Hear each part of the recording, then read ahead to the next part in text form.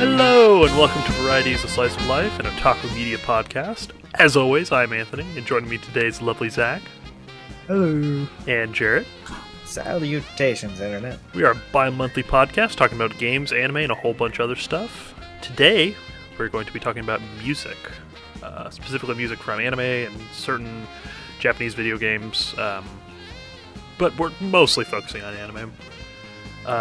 Jarrett did have a little thing he wanted to say before we get started. Yes, so I know that we've talked about anime music before when it comes to specialty episodes or singular topic episodes. So honorable mentions will go out to Sario Days by Shoko Nagagawa for Gurren Lagann. The Death Parade intro Flyers by Bradio. Pretty much the entirety of the JoJo intros, because they all got pretty in-depth ones. And then also Shelter. I forget who made Shelter, and I feel bad. Porter Robinson. Maddie and Porter Robinson. Yeah. Perfect. Thank you. So now that that's out of the way, yeah, let's hop on into it. Obviously, music is a huge, important part of any show or any video game. And it's like a lot of the time, music, if it's good, it will go unnoticed and will just emphasize the mood. If it's really good, it will almost that's not the word, overshadow. Is it overshadow? When you're taking over the scene? Yes. Yeah, yes. It'll overshadow the moment sometimes. And that's not necessarily a bad thing. And then if it's shitty, you'll also really notice that too. So you want to aim for whatever you're really trying to go for. Yeah. Also, are we providing a list of the songs in the description, or? Yeah. I'll have a list of all the songs that we talked about, and then I'll have our personal playlists as well. These will definitely, our personal playlist will definitely be changing, so check this out literally at any time, and it'll probably be something else added onto there. Mm-hmm. Okay, good. Because then there's a song I want to talk about just for the specific reason of it being close to the top of the list, and that's one of the songs from the OST of Outbreak Company, which is just it's the most insane song I've ever heard as part of the OST, and it's just the song that just goes da da da da da da, and it's just there's insane bunches of noises. It's what? It's from Outbreak Company. Uh-huh. I linked the kinetic typography video that someone made of it. That's yeah, that sounds weird. I mean, Japan is known for having, I don't want to say experimental songs, but just some weird ass does not fit the tone of the show sometimes songs. Yeah, it's the most jarring and distracting song ever. When they played in scenes. Yeah, it's really funny because Bleach's outros are god awful. I think there's maybe one that I like, and even then it's not. I know it's not good. I just like how it sounds. I don't know. I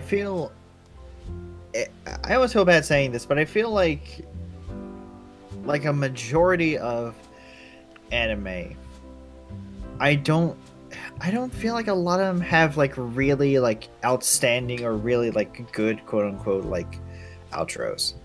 I mean, a lot of there's a very good chunk of intros that are really good. Yeah. But I feel the outro almost feels neglected. We talked about in Kill la Kill. None of us really remember or don't have good any memories from the outros. Death Parade's outro is, I think, more fitting with the tone of the song or with the show, but it's kind of still meh. Yeah. And unfortunately, I think a lot of shows just end up with kind of a meh outro. I mean, My Hero is a great example of that.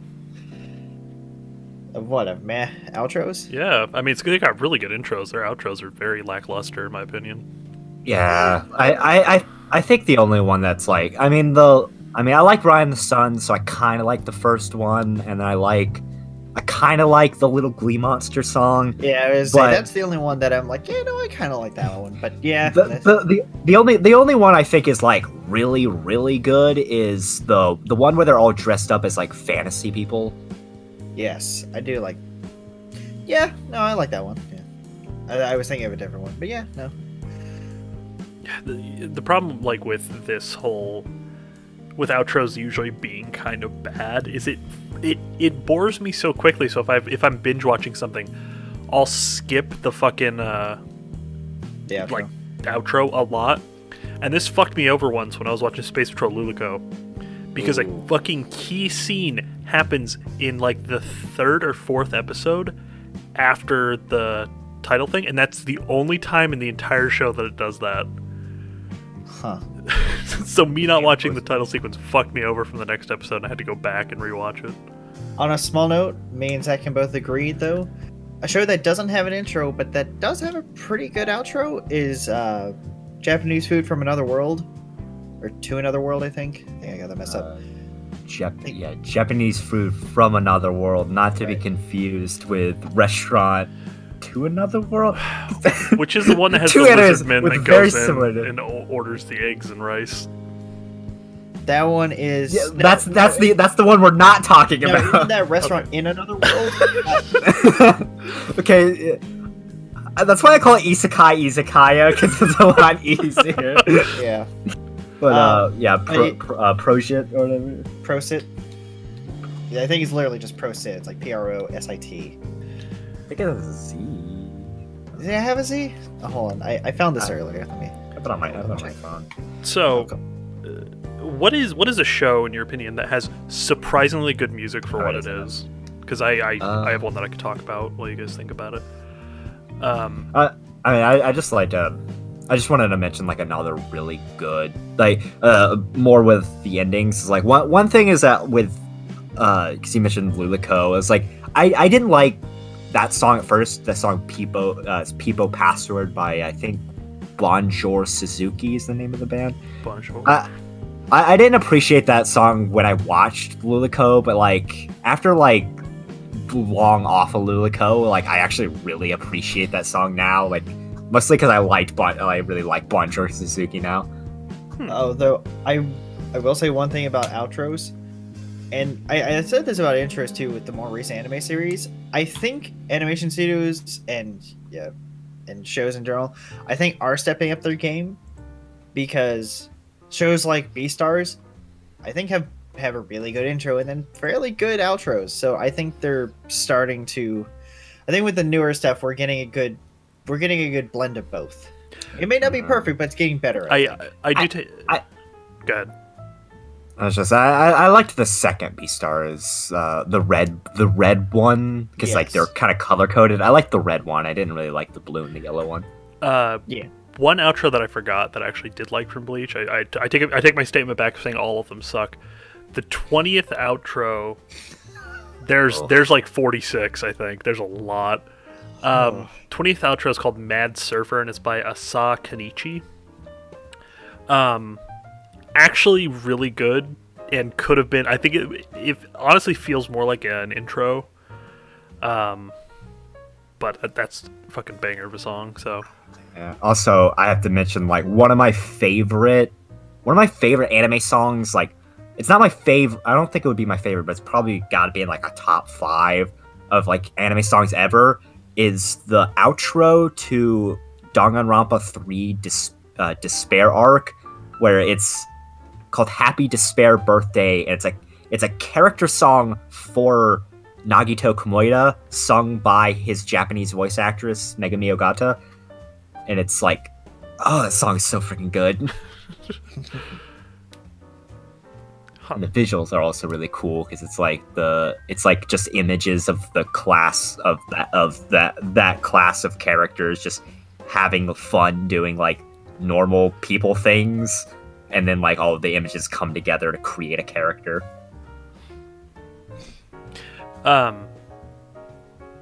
So we can still talk about it, but I was really curious about this. So what is a show that you guys have seen that has really good music for no reason? Because one that I can point out immediately is Panty and Stalking has I can't think of one song in that entire OST that I dislike. You have like fucking Cherry Boy Riot, which is a fucking bump. You have multiple songs from huh? Of Chicken. Yeah. You have multiple songs from Teddy Lloyd, which they're just a good band in general. I like Teddy Lloyd. Yeah, then they have like the slow. Their outro is really good. It's a very tonally different from the rest of their music, but it's still really good. If I can actually remember what that song is called. Yeah, do you guys have anything like that you can think of at least? Not really. I tend to not notice, like, unless it's like an action thing where like unless it's like the bombastic action song of something like You Say Run or was it Don't Lose Your Way, was it When Your Body's Dry, something in the song was. Oh yeah. The only songs I can like really remember I really like from the OST is Food Wars had 2 really good songs in its soundtrack. Yes.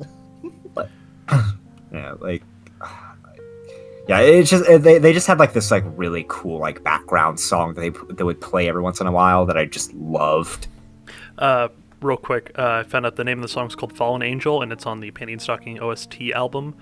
I love the name of the album, by the way. It's called The Worst Album. All right. Anyway, sorry. So, I hear you guys talk about Food Wars quite a bit, but does it have good music in general, or is it just like a handful of songs?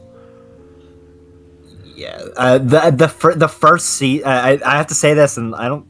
I know Jared will have to agree with this as well. The first season has the other seasons topped with how good its opening and outro are. Yeah, like the really strong. Yeah, like I would cook to like I actually just straight up cook to those 2 songs. I love Spice. Spice is the outro. Nice. I agree with that. I just straight up will cook to Spice. Spice is such a very like warm, uplifting, happy song. So is it a slower song? Like what kind of music is it? Well, the opening is like your typical shonen fare, but Spices are like kind of like slower and like a bit calmer, which is it's pretty good. I love the visuals of Spice. Oh, yeah. where it's it like I mean not I'm not talking about like the characters as children being naked part. I'm talking about yeah, it's kind of weird. But I mean that's kind of Food Wars whole territory. Don't worry, they're censored by various foods. It's all right. Doesn't make it much better, but okay. but I'm talking about the part in the outro where they parody the Last Supper, yes. which is just really funny. It's like it took me a long time to notice. I only noticed because my family actually had a tapestry of the Last Supper in our kitchen, and I looked at it one day. I'm like, wait a minute, it's like this is for the Food Wars thing. Like it's just so it's like 1-to-1. Like some of the characters like expressions are like exactly the same. Like the weird like hand movements each of them are doing. That's awesome. A show that's gotten... It's very memed on, but I mean, it's really good music. Fucking Initial D.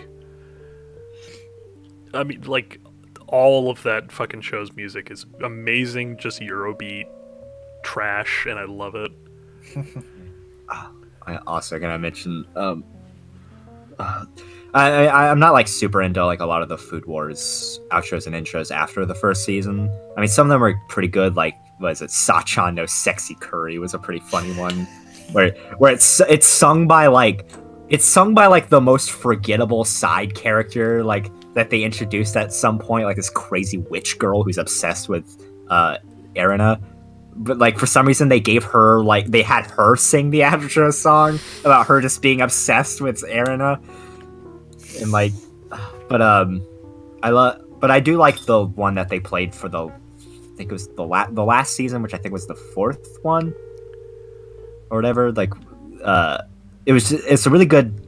Was it by NaNoWriMo or was it by something else? I don't remember, but it was really good. Like the visuals were really good because it was like all the characters in that arc, all the characters got expelled. So it's like images of the characters like frozen in ice or like drowning or something. Like it's like very like kind of like ominous and kind of cool. Yeah, interesting. It's not foreshadowing to anything, I'm assuming. Well, no, it's just kind of like how that arc was, where like all the characters got expelled, so they're like fighting to kind of overthrow the system. In order to get back into school, you must compete in a cooking competition using only ice. I have seen that. I have seen that. I watched that episode of Iron Chef. It was pretty good. It's like low budget Iron Chef. Huh. Okay. Yeah. I mean, that's kind of going back a bit. You were saying how the it's like the outros are a bit slower. That's like a really big staple when it comes to a lot of like intense animes.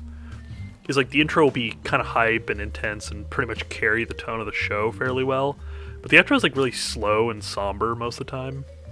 I feel like a lot of that just comes down to pacing, in which a lot of people, it's like if you have a really hype beginning and you get through all the action in the show, you need something to wind you down. Palate cleanser. Yeah, I especially like because they started like at part way through the anime, just started to use NaNoWriMo for all of their outros, which I'll later on when I talk about my favorite bands, I'll talk more in depth of why I love NaNoWriMo so much. But it was just so good to hear NaNoWriMo songs in Food Wars. But like that pacing thing reminds me of an anime. I can't remember what it's called, but it's this anime about like these people who work in a manga store, and like it really feels like they flipped the opening and ending, because the opening is like this like mellow kind of like almost kind of like bittersweet song. Mm-hmm. It's like really slow, and then like the outro is this like super peppy, happy pop song sung by the girls. Yeah, it's kind of weird. I feel like that would just throw me off more than anything because I'm so used to the normal format. Yeah, like that was the opening. Like that, like I agree with you that thing. Like I don't skip openings and intros a lot, and even less but I sometimes skip I skip outros more than intros, because intros are usually always good and outros are a mixed bag. But like that anime, I consistently skipped the opening and watched the outro. I don't even have that opening on my phone because of how boring that was. They need to like branch into more. Anime is a very like, I don't know how to. There's very cut and paste certain anime intros. Like there's a very clear action anime intro where you could like copy and paste that shit anywhere. Are you talking about the music or? Just the music and how it feels. Like I was watching something today, and the intro just felt like the most stereotypical action anime intro I've ever seen. Like J-Rock. Yeah, like kind of a soft, not really offensive J-Rock kind of thing.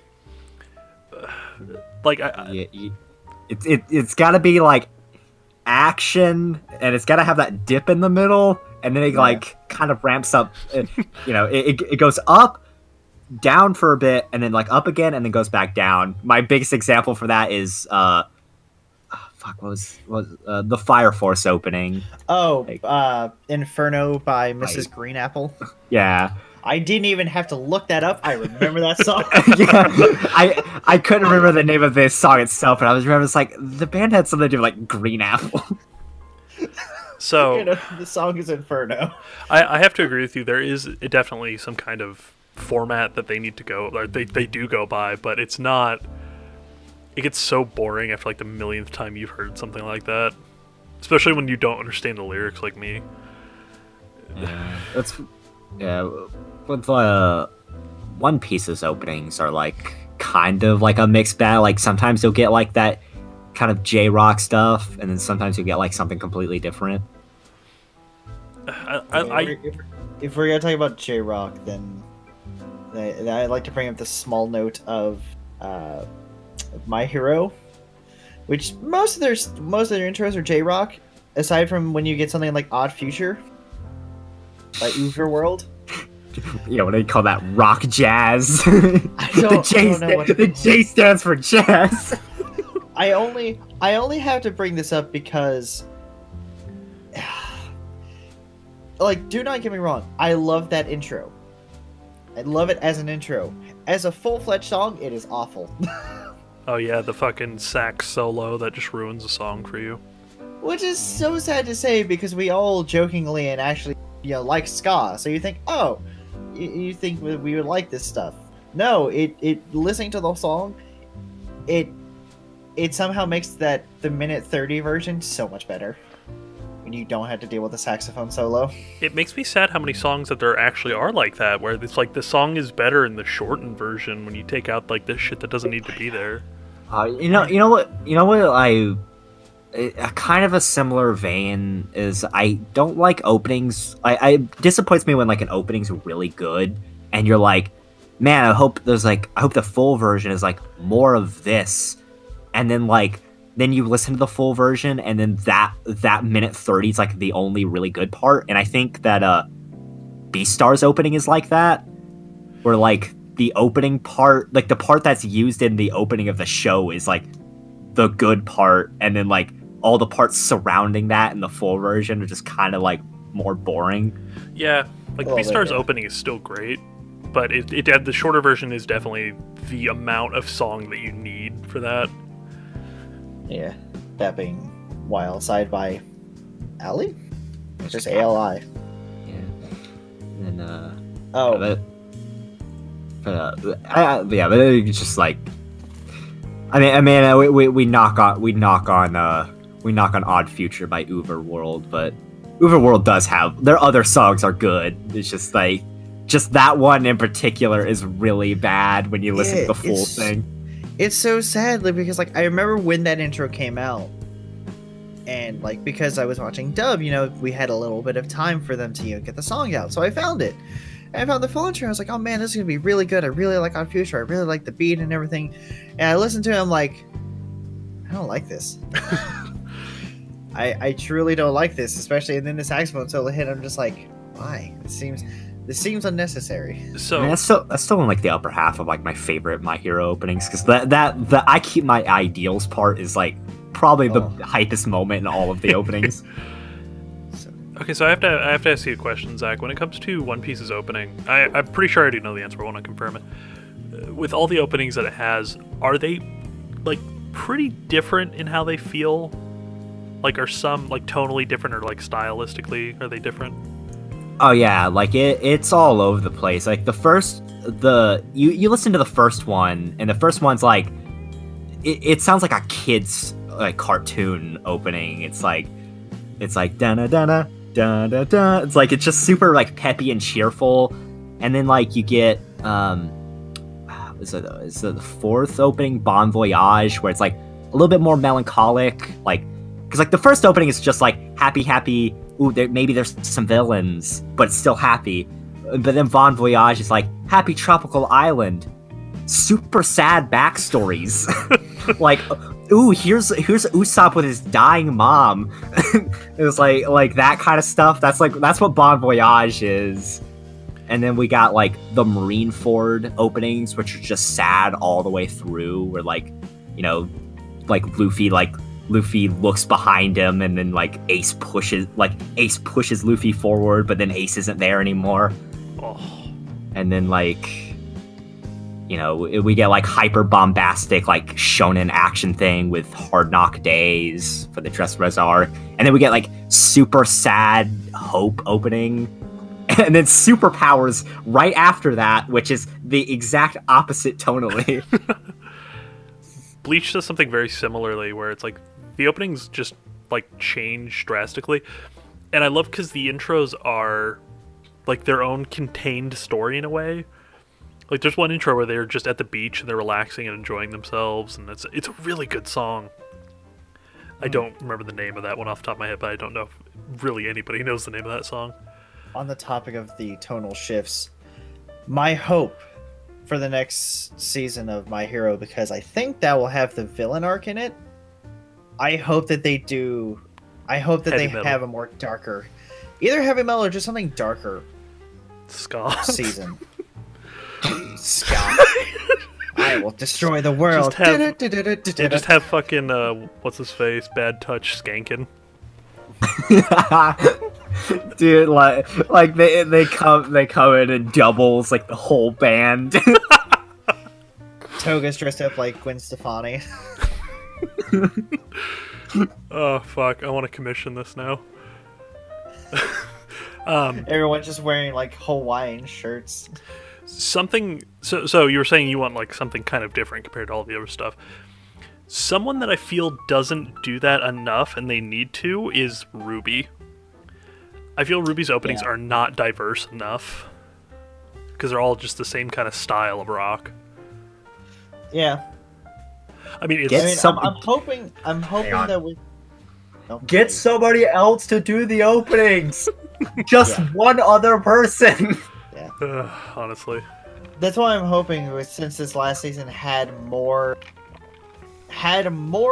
people doing more songs, I'm hoping that we'll get closer to something like that.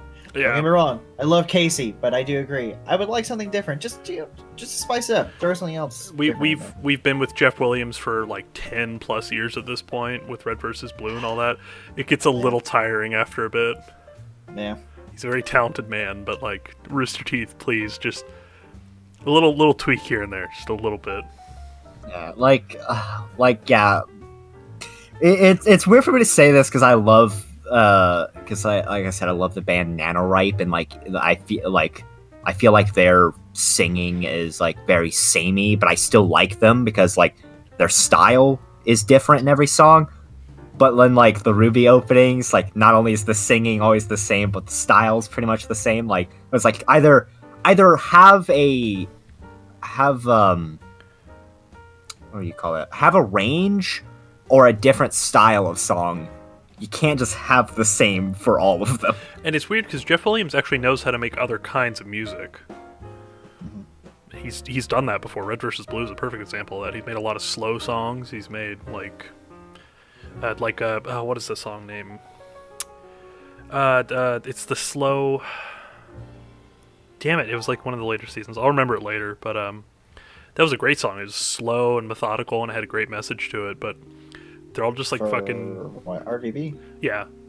But like all the new stuff is just like butt rock, and it's favorite term, by the way. But so going more to modern day stuff. An intro that knocked it out of the park was the fucking Ishizoku Reviewers intro. Yeah, the fucking Village People-esque song. Yeah, I like how you say we're going more modern day, but then you go with a show that's basing it off of the Village People. It's great. It's so good. It's Ikouze, Ikouze, something Paradise. And it's just sung by the main voice actors. There's a lot of them, and I don't feel like reading them all off. Yeah. There was only 3 of them. It was only Stunk, the elf guy, and Crimvale. Yeah. But I hadn't watched that show, but you guys showed me that intro, and I just like I couldn't help but smile. It was just so. It's very catchy. Yeah. Yeah. I mean the part where they walk down the strip is like the best part of the opening, where like they just change emotions. Like at one point they're super like exhausted and defeated, and then another time they're like super happy, and like Crim's like flying sideways. Like I love that part of the opening so much. Like that, I just keep watching it over and over. It's really catchy, and I guess family friendly. I don't think they talk about anything dirty in the lyrics. I don't know, but yeah, visuals no. Oh yeah, no, visually no. They do the fucking the best shot when they all do the pelvic thrust in unison. or when there's actually like just a straight up revolving close up shot of Stunk getting it up. God damn, this is so good. Oh, Something else that came out about the same time is the Easy Breezy opening. Yeah. That was a really good song. Although, it's another one of those things where it's like, if you go to, like... If you listen to the full version, it just kind of stagnates a bit. Like, it doesn't get any better or worse. Like, the minute 30 version is definitely the way to go, in my opinion. Never listened to the full version. I liked that. That song. That song was good and all. I thought the opening was like a little bit not great, like not the best. Like, yeah, the dancing was like funny, but then like after the dance is over, like it's just kind of boring after that, because it's just like a psychedelic imagery and that's it. Yeah. Though I do have to say, love the Triple Q mashup. Oh yeah, I do want to link Triple Q and fuck, who's the other guy that mixes all the anime intros? I think it's the one you linked before, Zach. Definitely want to link Triple Q down below. If you haven't heard of him, he remixes tons of anime intros. There's so many good ones. My personal favorite is the Girls Last Trip one, where you mixed Goku with some Selena Gomez song. Yeah, he does crazy shit like that, and it usually sounds pretty good. Yeah, I'm so sad. Like, I can't. It's impossible to download the Space Patrol Lulico American Idiot song. Like, that download doesn't exist anymore. Oof. Which is a shame, because I don't have it and I really want to download it. Also, check out his SoundCloud, because he has songs on his SoundCloud that aren't on his YouTube channel, like Walk the Dinozuki, which is Walk the Dinosaur mixed with the opening to Monthly Girls Nozaki-kun. And it has the best album art ever of just like, it's just the actual album art of the song, but they put like dinosaur heads over all the characters, and the sign that they're holding up just says Jurassic. That's awesome.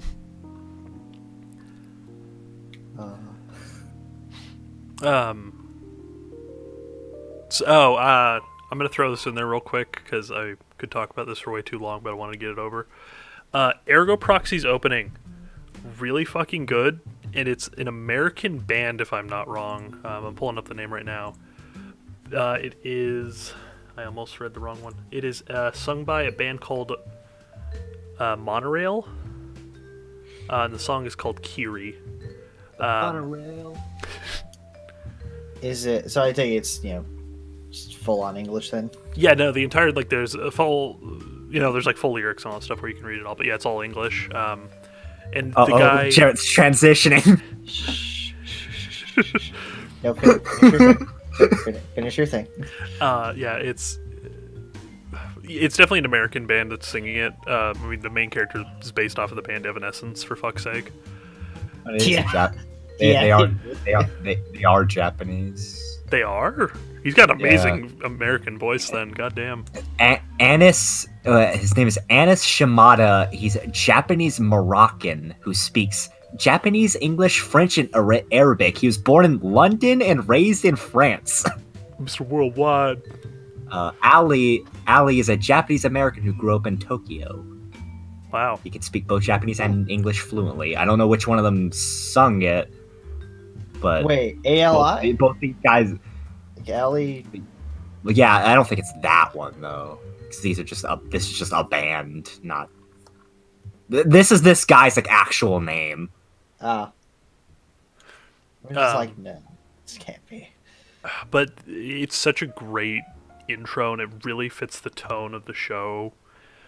Not the first half of the show, because the first 7 episodes are a bit different from the rest of the show. But after that, it really fits very tonally. And it has very visualistic, like for a visual comparison, it's like very similar to Death Note's opening, like visually. With like that, like, filter where it's like black lines that like kind of move around a little bit, and like, it's hard to explain, but if you know what I'm talking about, it's that. I think I know what you're talking about. Is it like the anime, like when someone has like a flashback memory and the edges are kind of yeah. Or if it's old film and they just have the lines that will streak through occasionally. Yeah, it's kind of like that, but it's more concentrated, and it's very hard blues and blacks, and it foreshadows a lot of stuff that you don't realize right away, and it also, I don't want to say spoils stuff, but it gets pretty damn close to it. That is one thing about intros that I am sad about. Sometimes they will, I don't know, spoil, but they'll just they'll reveal some things sometimes that are going to happen to the show. Yeah. Which sometimes can be good, but sometimes it's oh, well, I guess we'll be seeing that character at some point. One Piece has recently got really bad with that. Like One Piece openings before didn't show anything. It was just the characters in their own self-contained little story. It was just the Straw Hat Pirates doing something, and then they would maybe show all of the villains that they've encountered so far or something. And then when they got to the one before We Go, or whatever the one before Hope was, they kind of started to show things. Hope didn't spoil. Well, Hope actually spoiled a little bit. Hope just straight up spoiled Luffy fighting Katakuri in the Mirror World. They didn't even try and hide that. 20 episodes before that happened, they were like, oh hey look, Luffy's gonna fight Katakuri in the Mirror World. And then when they get to superpowers, they spoil every cool thing that happens in that part. They're like, oh, Chopper's gonna fight Big Mom, Carrot's gonna go Sulong, all this stuff is happening. And then in the latest one, they spoil everything. They show a guy getting executed. They spoil Sanji putting on his raid suit. They're not even trying anymore.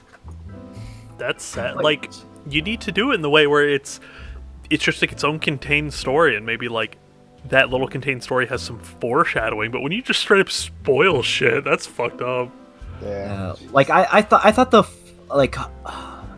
first half of Hope was the first version of Hope is better. It's there's two versions. The second version is the one where they show Luffy fighting Katakuri in the Mirror World. The first one was much better though, because they didn't really spoil much. It was just it was a shot of Luffy and Sanji in the rain after fighting, and that was a really good shot that really didn't spoil a whole lot.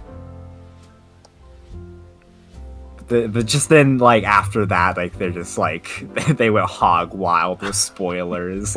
They're not even they're just getting crazy with. Wow. Oh, jeez.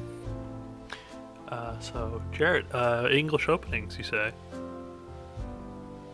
Yes, I have one that has stuck with me for a long time. It is from Dead Man Wonderland. It's called One Reason by DWB featuring Fade. It's one of the only animes that I found that in both the original Japanese and in the dub, the intro is entirely English. It's an American band. It's just a heavy metal, just full-on English song. It's really good. Interesting. What kind of music genre is it? It's very heavy metal. It's very heavy metal. Kind of need to be for a show that dark, so.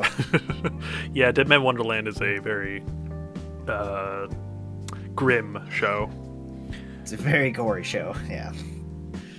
I'm still so sad we're never getting a season 2. But no, but you don't. Yeah, we don't get a lot of we would get the old the Digimon transplants where you would have Butterfly for the sub, and then you would have the Digirap for the for the American one. But you don't get a lot of the English version of song, or English songs are just for both, or they're just the main theme for the show. Yeah, they don't use American bands a lot. I mean, you have people like Araki and David Productions where they use a lot of just pre-made American songs for the outros. Yeah, and they fit to a degree. Some of them are a bit weird, but it's besides the point. I've heard some I mean, not counting songs that have been made English for the English version. I mean, some good ones. Cells at Work did it recently, and my favorite's Yu Yu Hakusho's dub version of Smile Bomb, which I think is better than the original actually. But and then and then they did that for the first couple One Piece openings, but like, you know, they're all right. We all talk about that first one.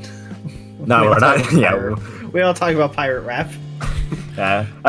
That was a beautiful time in the early 2000s where they just rapped everything. Yeah, I don't know what was their obsession with rap, but I meant like the Funimation versions because they actually for real did dub the openings, stopping at Bon Voyage. But there's a couple like openings I can think of that are just straight up English, like The World God Only Knows. All of its openings are not only in English, but they're also like 6 to 8 minutes long. Like these songs are like ridiculously long, and then like all of Persona's music is essentially English. And then my favorite that I have to mention is Man with a Mission, which is a band a band I really love, and like they like to mix their songs. Like their songs are like maybe like a quarter English and then the rest is Japanese. But the thing with Man with a Mission is that their English is so crazy fluent. Yeah, because I remember that you had me listen to one where they did Halakaris, and they also, I think, I'll double check later, but I think they did the intro for Vinland Saga, just that Nordic Viking anime. Yeah, probably. Because they also did one of the songs for Seven Deadly Sins, and then they did the fucking the bomb ass opening of Inuyashiki. But like I just like how fluent they are with it. There's a part in Database where you can just hear them talking, and like it sounds like they're native English speakers. Whenever you mention The World God Only Knows, I always think of the God Knows from the Melancholy Party Suzumiya. And a super overrated song that I still don't like very much. Like I never liked that song, and I don't get why people love it so much. It's all right at best. Yeah, I'd have to agree. It's not bad, but it's not like fantastic. It is definitely overhyped. But I also, for transitioning away from it, I just want to say that Man with a Mission, they all wear wolf masks, and that's rad as heck. Hell yeah! That is rad. I know I mentioned Digirap, but I do have to throw a small shout out to my favorite English Digimon song, which is A World for Us All, which was the intro for Digimon Frontier. I love that song. It's by Chris Harveth. Interesting last name. No, but I love that song. And weirdly enough, it's been used in it got used, or at least the instrumental for it got used all the way back in the second season of Digimon, the English one. Wow. And yeah, and also in the third one, in the third show too. I got used. Oh, okay. It's still Tamers. Yeah, no, I love World Force All. It's a kind of a weird one. That's, I mean, Cruel Angel Thesis. It's old and it's really hyped up like everywhere. And it's a good song, but like, I don't know. Evangelion has this weird cult following when it comes to anything about that show. I think that was like one of the first weird mainstream animes. Might be why. Maybe. I mean, it was like the OG like genre subversion anime. Was it really? Yeah. I mean, obviously, I'm not saying it's the first one, but it was the first big one. Yeah, because like I haven't watched Evangelion yet. I do plan on it. I just want to find a good time for it. But I mean, yeah, I want to watch it as well. I just never haven't done it yet. They're almost out with a final movie. Are they really still making content for Evangelion? Mm-hmm, they're still coming out with movies. Wow. they're almost done. Almost done. Interesting. Okay. But yeah, Cruel Angel. I really like Cruel Angel Thesis, like the live shows that they do, because those are always really hype. Like Japanese concerts are always like, they look like so much fun. Just everyone with the fucking glow sticks and shit. Yeah, I about baby metal. I love that kind of stuff. Also, I feel like Cool Angel's Thesis is worth the hype that it gets. It is a classic like song that's just ingrained in Japanese media at this point. Yeah. Also, one of the outros for Evangelion is "Fly Me to the Moon." Hell yeah! God, I always forget about that. That's like everywhere. Like Japan really loves "Fly Me to the Moon" for some reason. Yeah, it's in Bayonetta. Yeah, it is. I think there was another anime that had it. But There is, but I can't remember what it is either. I know that there is because I remember there's like those are the big threes: Evangelion, Bayonetta, and something else. Oh, so good. If we're gonna talk about classic anime music, we have to talk about Tank. Then, yes, Tank is. There's not a whole lot of jazz openings to animes, at least none that I've seen. There's almost no just straight up instrumental like opening. It has a total of 3 lines because it's like, let's blow this popsicle stand wide open. 3, 2, okay, 3, 2, 1. Let's jam. It's, and like it's that's like get everyone in the band together and yeah. And I mean, I feel like only jazz would really be able to carry that idea of not having lyrics, like just being about the music. Yeah. Dude, the seatbelts it's so good on that. Like that. Oh. And it fits so well with the like noir-esque aesthetic and bounty hunter stuff. Yeah. Very. I mean, there is a very good reason why Cowboy Bebop is like one of those just like classic kind of cornerstone, not just anime for Japan, but just even in America too. Like the dub was so well done that it's just like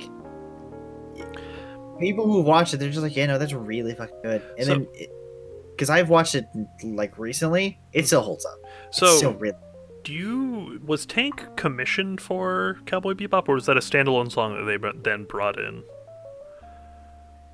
Because I could honestly see either way. Because Tank is such a good standalone song that'd be completely fine on its own. I mean, if we want to go with the normal trends, like typically it is like not too many songs get made for stuff like this. I feel like Tank would probably just be one of those. I mean that happened. I mean that goes either way. Like a lot of songs are made for an anime, even if that anime isn't like crazy popular. But then sometimes they'll pull from something.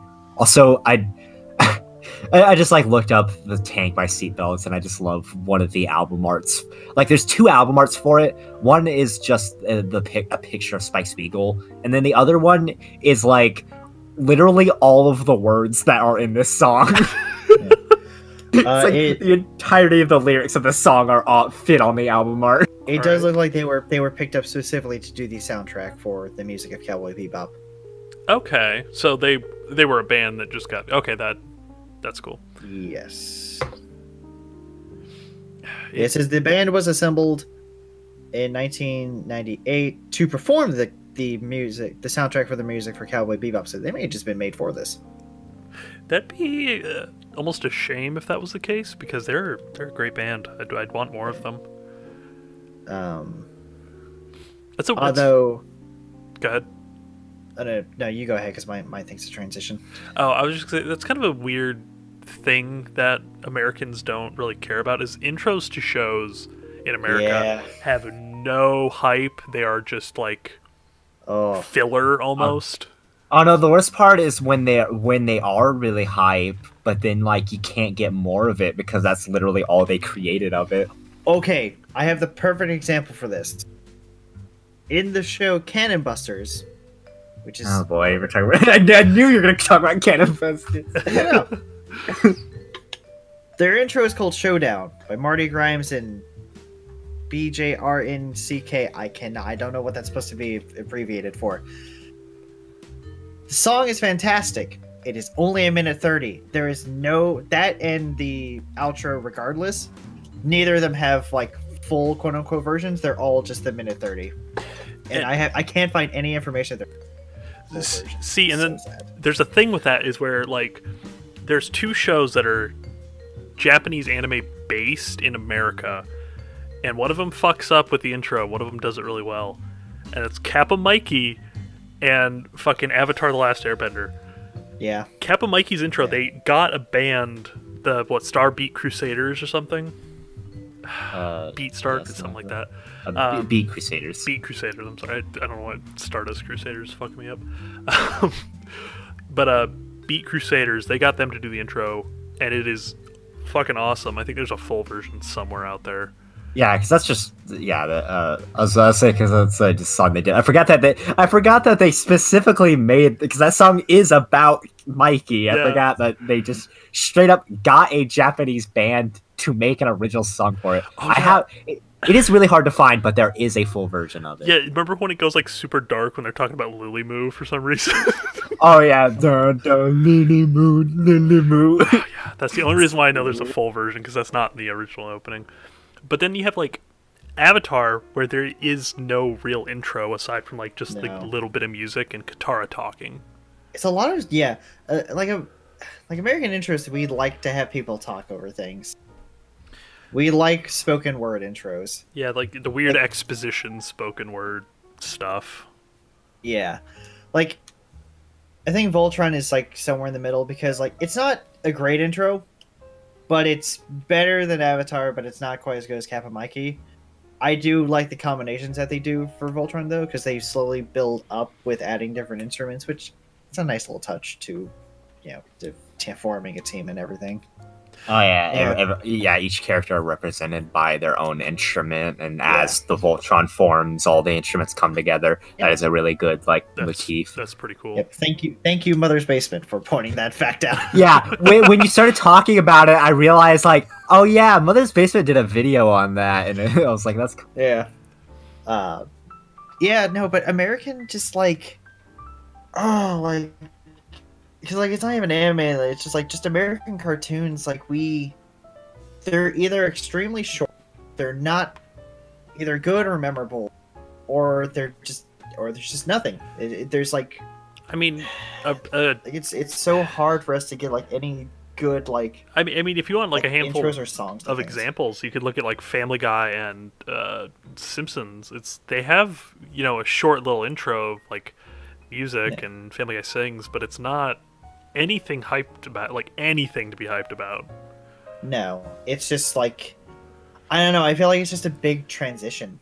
That's it. If I found a dude with the fucking Family Guy intro on his phone, I'd probably want to take him to an asylum. I would be concerned dearly about them.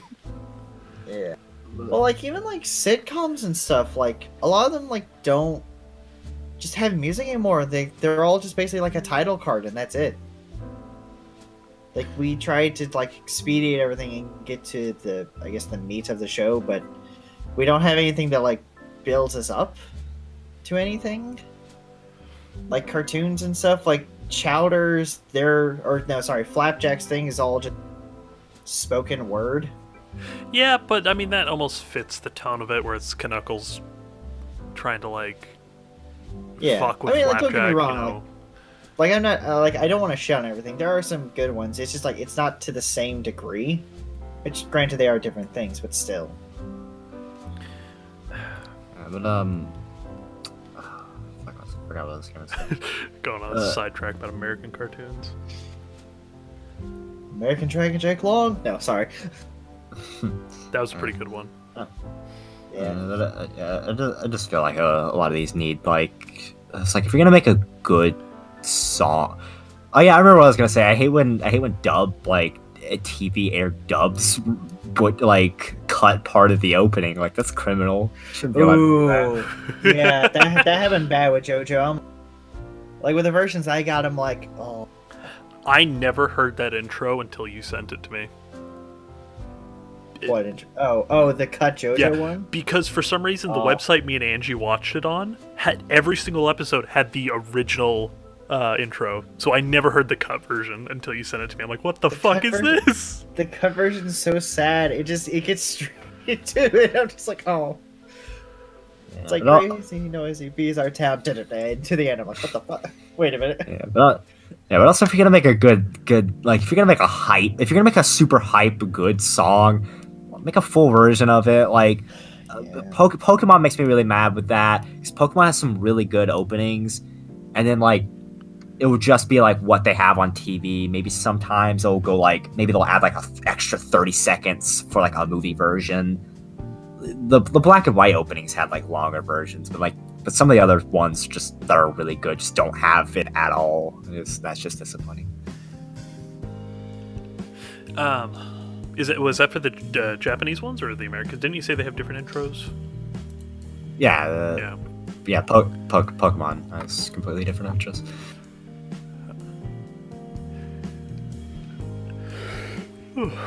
So, we have more topics that we want to talk about, or do we just want to get into more of our favorites? Let's just, I guess, keep it going. I could talk about more American cartoon openings and how sad they make me, but we should probably stay on target. Yeah. I just real quick, last thing on that. I never realized that until like just now. What? That just Americans don't care about intros, and even like very weeb heavy Americans still don't care. Yeah. I mean, if you guys are gonna cheat and talk about Family Guy and stuff, I'm just gonna mention that the Loud House has the greatest cartoon opening of all time. I get my cheat in as well. Because I'm trying to think of shows and like what comes to mind? Danny Phantom, My Life as a Teenage Robot. Nickelodeon. Yeah, Nickelodeon had a lot of good intros now I think about it. Though Disney did have a pretty decent one with American Dragon, and Kim Possible I think is still a fairly Kim Possible's classic, song. Yeah. But like a more modern one, like Steven Universe's intro sucks ass, in my opinion. It's just him singing, isn't it? Yeah. It's just like him singing "We Are the Crystal Gems." Yeah. I mean, like, I like it. It's okay. I always sang with it. I don't like the ending of it, where they're like doing like the roll call thing. It was just weird. That's my favorite part. Garnet, Amethyst, and Pearl, and Steven. Don't even get me started on Steven Universe Future. But anyways, I bumped my mic. Moving on. Persona has some really good music. Yeah. Jams through and through. Persona 4 has I'll Liberate Myself, I think. It's a really good one. Yeah, I think that's the boss theme. I'm guessing that's the boss theme just because of the name of the song. And then Persona 5 has Last Surprise, which compared to like I listened to a bunch of the other Persona songs after you said like 5 takes a while to get going, and you were definitely right. It's like all the other ones kind of get into the groove of it pretty quick, but 5 like takes a bit longer. Yeah, like 3 is like 3 like you know 3 is like hits you with that the baby, and then like part 4 is like I think it hits you with like brass instruments or something, and then but 5 is like this like kind of like a jazzy thing that lasts for like 30 seconds. Like you'll win the battle faster than it takes you to get to the chorus of Last Surprise. Yeah, and that kind of seems like the problem is with something like that where the music is such like an important, I don't want to say important, I don't actually know how important it is to it, but with something like that you would want the hype part to kick in as fast as fucking possible, especially if the battles are short. Mm-hmm. Yeah, I wonder what they did for Royal, because I imagine they probably changed the battle theme for Royal. I'll have to look that up later. So, oh yeah, also Triple Q has a bunch of really good mashups of the Persona songs. I just wanted to mention that. I mean, I still kind of want to talk about Persona music for a bit because I love the Persona series a lot. By all that's means. That's a franchise I love. Like, I think 3 has the best. Like, well, one thing I have to mention is that starting at like 3 is when like pretty much all of their songs are like completely in English. They'll do like a Japanese. The credit songs are always in like Japanese, but then the rest of the music is all in English, and like they're all like really good. Like I love the kind of school themes of each game. Three probably has my favorite soundtrack. I really love. I think my favorite is the spin-off game Persona Q. Its intro song is really good, and its battle theme is really amazing because in that game you can choose to play as the Persona 3 protagonist or the Persona 4 protagonist, and they both have the same battle theme, but sung by their respective bands for their games. I like that. So like Persona 3's version of the song is like a little bit harder with like Lotus Juice rapping, because like Persona 3's battle theme was like more of a rap, but then Persona 4 is like this peppy bombastic like jazzy pop song. Sorry, did you say that person's name was Lotus Rap? Lotus Juice. Lotus Juice. Even better. Small side tangent. I do love Japanese band names. They are always a treasure. Oh yeah, we're definitely talk about that later. I got a whole list of them. Oh yeah, we're gonna make our own band at the end of this, by the way.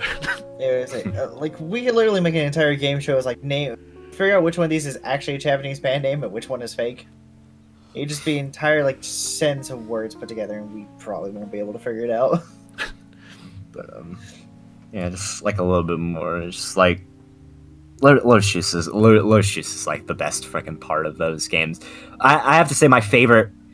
It's hard to pick like a favorite just straight up Persona song, but I think it might have to be the theme of Persona 3 Dancing Moon Night, because if you listen to the lyrics of that song, they're like almost like a bit like sad in a way, because like it's a song sung by Lotus Juice and this girl, and it's like kind of from the perspective of like friends that haven't seen each other in a long time, and they're reuniting for like the first time, and like they want to like party it up before they have to like part again. And then like I love this part where Lotus Juice just starts talking, and it's like it's been a long time, but it's like he's just like it really feels like everybody's like a lot of people theorize like, oh, the lyrics can be like, you know, us singing to the Persona 3 cast, seeing them again, the Persona 3 cast singing to themselves, or even like Lotus Juice singing to them. It's like maybe even Lotus Juice misses them. Interesting. Yeah, I love those types of songs where like people like where you can kind of take something from the lyrics, like where you can kind of pin the lyrics on a character, where you're like, it's like if you like it makes a lot of sense when you think about the lyrics coming from this specific character. And plus it's interpreted it can be interpreted in a bunch of different ways, which I really appreciate when it comes to music, because then it can have vastly different meanings to stuff like that. Yeah.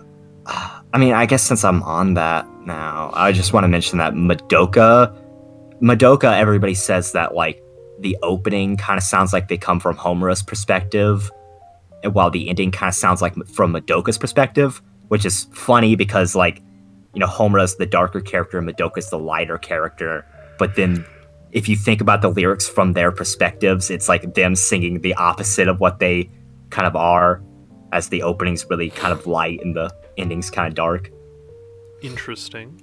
Yeah, but then there's also Hope from One Piece, where everybody says that like it's just straight up Luffy singing to Sanji.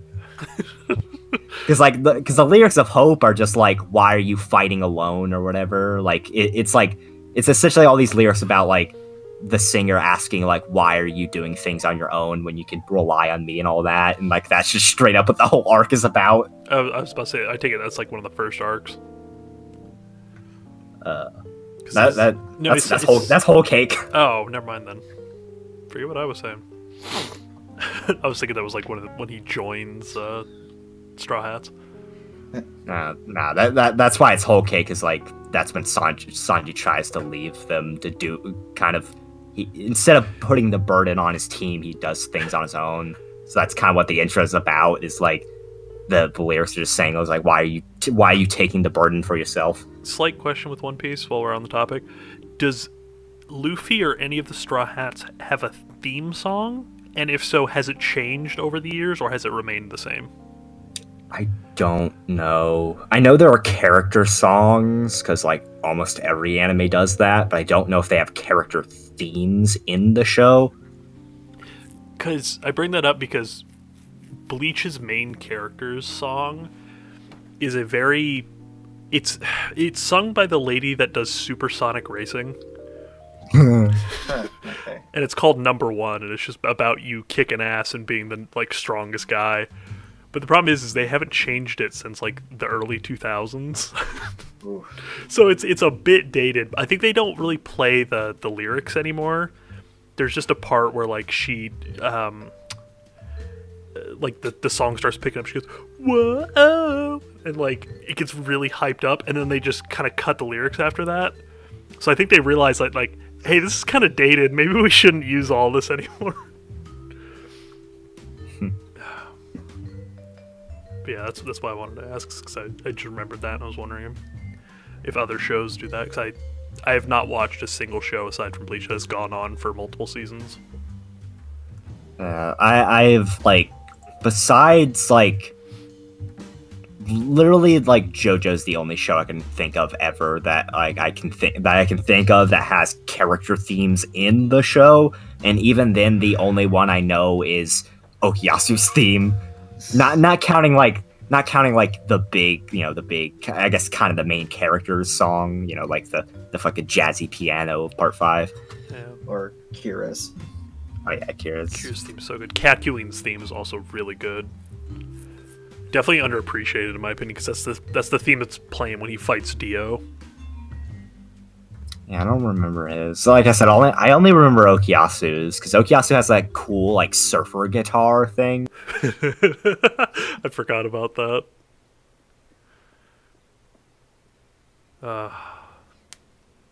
It's so good. Kira's theme's really well made. Like David Productions knocked it out of the park with that theme.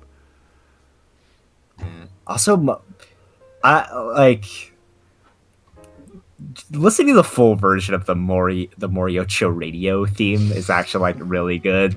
Like that song is actually like a jam when you listen to the whole thing. That's Tyler's alarm clock, apparently. So it's honestly not a bad way to wake up. Highly recommended. Molly. Oh, fuck. I feel bad that we have not talked about this. The Detective Conan opening, for fuck's sake. Yeah. The opening to our podcast. It's not actually. That's not even the opening. That's just the song that like Conan that plays when Conan like starts to figure stuff out. You're right. No, sorry. The opening is the one that plays during the opening for the seasonal specials. I may try and distinguish between those two. Do we? Hang on, I gotta listen to that now. I'm pretty sure I never really have it labeled incorrectly. Yeah, I have to see, because I don't listen to any of our seasonal specials. Don't blame you. I mean, I don't listen to our show at all, to be honest. I mean, you're in it. As I say, we're here, so. It's like I already, We're here, and we're not the one, and us two at least are not the one editing. So. Yeah, I listen to it, but that's besides the point. I have to. Yeah, because I really like some of the Conan openings are really good. Like I love the first Conan opening. It's like it's interesting because Conan came out in like the end of the 90s, and if I recall correctly, the opening's about the new millennia. Like it's pretty much singing about the fact that like it's gonna be 2000 soon. Oh, that's awesome. And then I have one other Detective Conan opening, and it's weird because like it's not like, I watched like the first like 50 or so it's not like the first it's not like I have the first opening. but it's not like the second or the third. I think it's like the 19th or something, because I just randomly one day heard like a really far in Detective Conan opening, and I liked it so much that I put it on my phone. So are they all kind of jazz-esque sounding? No, not really. Like that's just pretty much the soundtrack of the actual show. The openings and stuff are usually like more like a little bit J-rocky. Like I wish I could have you listen to it. Like the one that I have on my phone, like it is like the rockiest like rock you've ever heard. Like it is like 90s 80s rock like in 2015. That's awesome. Were you gonna say something, Jarrett? No. Oh, okay. Yeah. Oh man, I didn't think about. Go ahead. Yeah, I listened to the seasonal thing. That is also not the opening. That is just another random like part of the OST. All right, I'm fine with that. Soul Eater has a really good intro. Resident. Okay, I love that song. I was waiting for one of us to bring it up. Oh god, it's such a good intro, and the visuals are really. I mean, the visuals for Soul Eater are really well done in general, but the opening visuals especially. Like Paper Moon or something like that. Isn't that Black the Paper Moon is the outro. No, it's the second intro. I'm sorry, it's the second intro. I love that song too. I didn't. Do you have a Resonance? Yeah, I love Resonance, and like I'm glad that you mentioned the visuals, because we haven't really talked about much visuals for like openings and endings much yet.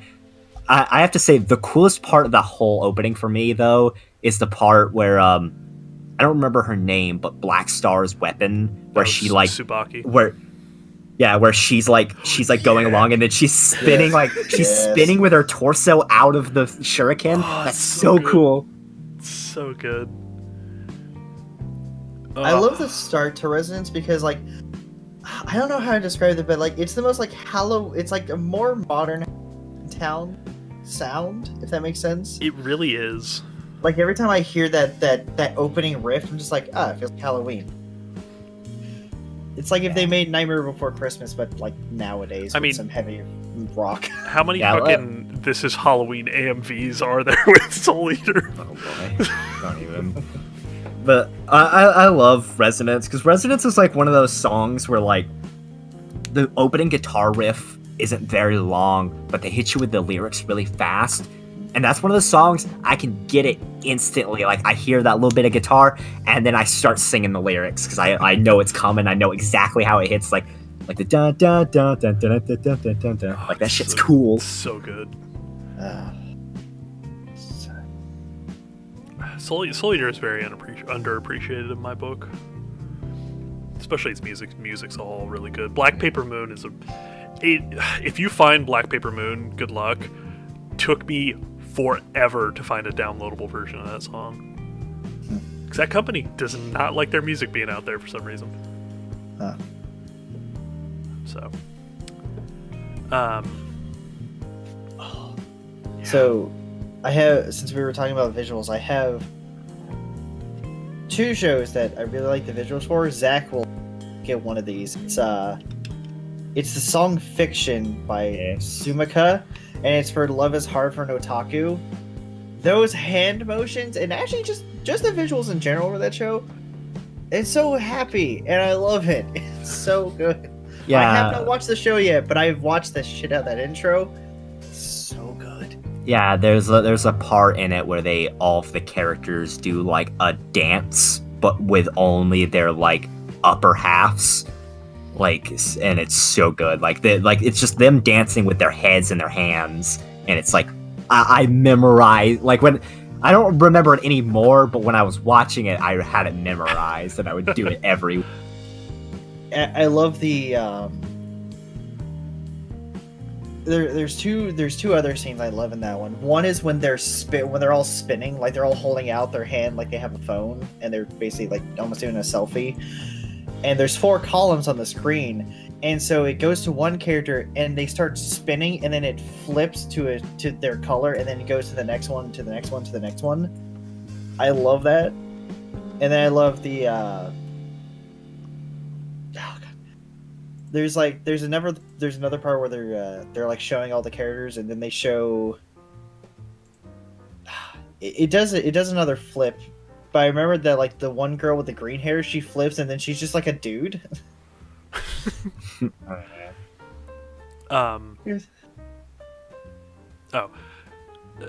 a really well-made visually intro is from Saga of Tani the Evil, the Jingo Jungle by Myth and Royd. Myth and Royd, yes. Oh, God.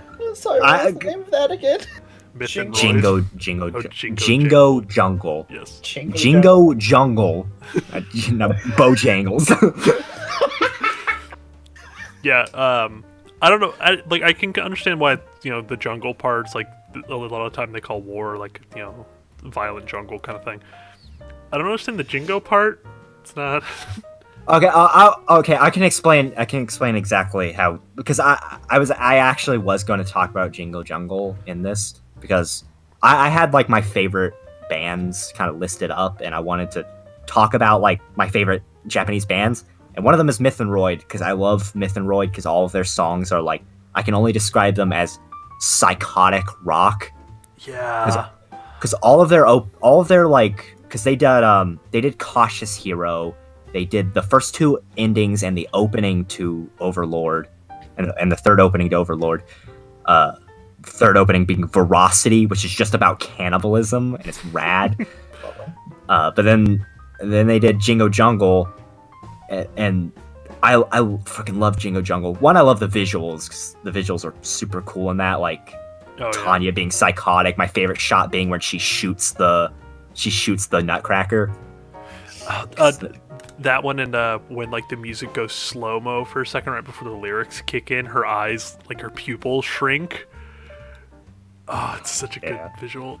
But like Jingo, Myth and Royd's, like, all of their songs are very worth looking into the lyrics too, especially Jingo Jungle, because Jingo Jungle is about comparing like toxic jingoism to just being a wild animal. That like fighting for your country is no different than fighting as like an animal for territory. Like, it's like surprisingly like deep and like weird. Yeah, that's... And then like I mean besides like that message, it's also just about killing people. Like my favorite line is like, they say this in English too, which is like, life will be beautiful, happy, like beautiful, wonderful, or whatever when your life is lost. Jeez. Also, the song has bongos in it. It's sick as heck. It does. I forgot about that. Don't Myth and Royd also do something for fuck? What is the fucking night chess with waifus? Fire Emblem. No. Do they not? I thought they did. Who am I thinking of then? We had this conversation forever ago, so I'm definitely misremembering it, but I could have sworn that they did a song for that game.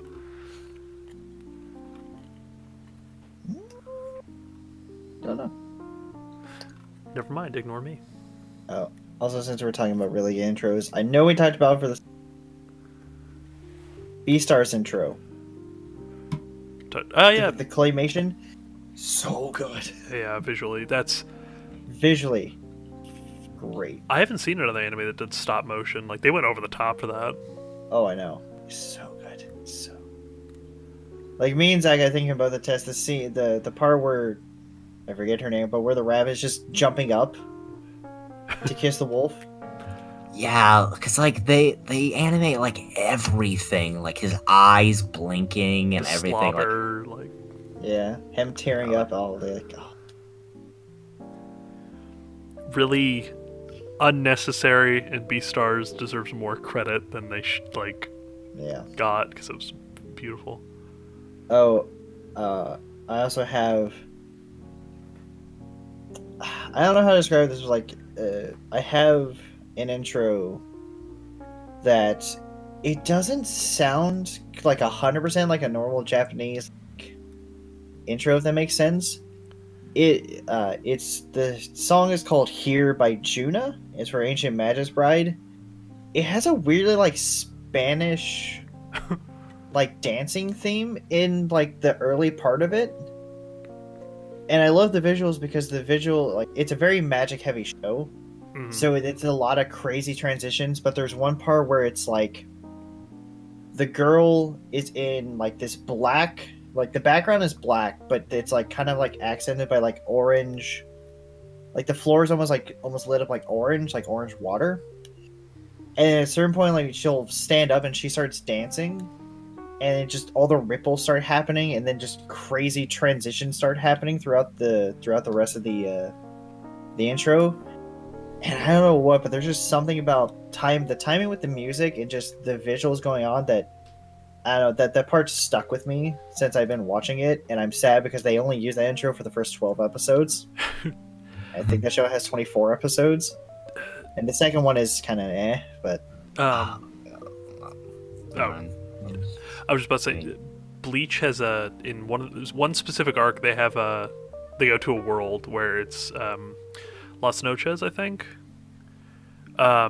And for the entire, like, all the fight scenes, they have this like Spanish guitar orchestra, and it's really sick, and it's not used enough. If you've ever watched MXR reviews for Skyrim or Fallout mods, he uses that song fucking constantly. And it's amazing. There's no lyrics, but it's just this like Spanish guitar riff with like these violins playing in the background. It sounds so good. Okay, I mean, I was gonna transition as something else, but I have to talk since you said that. I had to mention, and I said this damn thing a little bit earlier, like before the podcast. Like One Piece, the way the One Piece starts the Wano arc is the most badass thing ever. Where like they start with like a character named Kumuro Saki just playing the shamisen while they cut to different shots of things happening, and I love it so much because like she's just playing, like she's shredding on the shamisen, and it does my favorite part of a shamisen when like the shamisen player does like that noise where they go like hup hup. I fucking love that shit. Oh. And like there's a part where like, and then like when Luffy gets beat by Kaido, they kind of like end Act 1, and they end Act 1 with her playing the shamisen again, and it's so cool. In the Ancient Magus Bride, the best thing that I can equate it to at the beat at some points is almost you ever hear the Gerudo Valley theme from Legend of Zelda? Oh yeah, it is very close to that. It's not 100%, but that's the closest thing I have to how that part of that song sounds. That Bleach song is the exact same way. Like Gerudo Valley is a perfect example of comparison for that. Yeah. So I'm gonna start transitioning a little because we're like pretty far in. I really haven't talked about like any of the things I had. Mostly just been enjoying just like jumping around all this stuff. But like, but that just reminded me of like one of the like I prepared like some stuff, and one of them I was thinking was just like openings and stuff that like do very non-traditional like instruments and stuff, like just weird stuff, like one I was thinking was Jingo Jungle's bongos, but then like another I can think of is Mitsudomoe's like second opening, I think, where they just have the entire class playing like recorders, and it's like it sounds a lot better. Like it sounds like it should be bad, but it's also good because like it's just them playing recorders to the beat of the song, and it's like unironically good. But my favorite is Aho Girl's opening, which I'm looking forward to. I mean, this is going to be out like long after it, but I'm looking forward to the next seasonal special we do because Aho Girl's opening is done by this singer named Angela, who I like her singing style because she just like is really good at transitioning like her music style like mid song. But I love Aho Girl's like opening just because like it's like super like bombastic and like weird. Like it's filled with so many weird instruments, like just like whistles, like that weird like Brazilian whistle sound, and like slide whistles. There's like my favorite is like parts of the beat are just broken up by an aluminum bat hitting a baseball. What the fuck? Yeah, and then like the lyrics, like this part where the song transitions really weirdly, but my favorite is the part where the singer just yells banana a bunch of times. the hell is this song? because in the anime the girl's like an idiot and she's really obsessed with bananas. So like the singer just at one point just like it's like banana koi bananas like that. Alrighty. I love this song. You describing that just makes me think of. I remember I watched a video a long time ago of how to get like sound effects and stuff into shows or into movies and stuff, and like they explain something that's like, oh, if you need like this certain sound, you don't use that object to get the sound. You use something completely different. Oh yeah. Like that always is fascinating to me. It's like, you know, if you want to get like this one particular kind of sound, you need to like scrub this metal wire brush against like the baseboard of something. And it's like, wait, what? How does that? And then they play. It's like, oh, I have heard that noise before. Wait, why does that make that sound? That shouldn't. And I'm pretty sure like something like that, like Godzilla's like, you know, classical screech. I think it's just two pieces of metal rubbing up against each other. It's a cello. Is it a cello? Yeah, it's like a. I don't remember if it's a cello exactly, but I'm almost positive it was like a orchestra instrument. It might have been like something rubbing up against the strings, but it's more or less just friction of metal that gives that roar. It's really weird how sound design works that way. yeah. I mean, lightsabers were just like tubes or something. Yeah, I almost would love to get into sound design. It's like you basically just shit. It's like, all right, what sound's gonna make today? We need a whoosh. Have you guys seen the picture? It's like me and the boys on Saturday night, and it's a picture of the BBC from like 1980 or something. And there's just like one guy in the background with a gun. Like I'll send that picture in later, but it's just really funny.